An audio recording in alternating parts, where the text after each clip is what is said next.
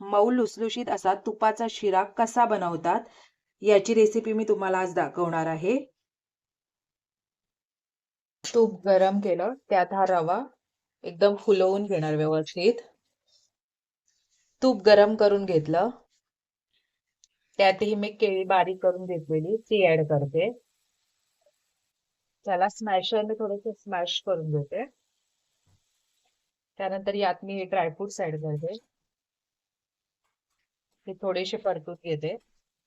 नंतर हा तुपात शिरा भाजून घेतलेला तो ऍड करते, मिक्स करून घेते।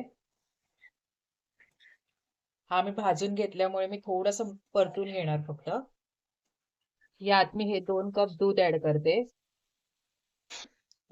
आणि हे सगळं यात व्यवस्थित मिक्स करून घ्यायचं। हे असं व्यवस्थित मिक्स करत राहायचं। यात मी अर्धा कप आता साखर ऍड करते, कारण केळी कशी थोडीफार गोड असतात। वरून थोडीशी वेलची पूड ऍड करते, 2-4 वरून तुळशीचे पानं ऍड करते आणि हे सगळं व्यवस्थित मिक्स करून घेते।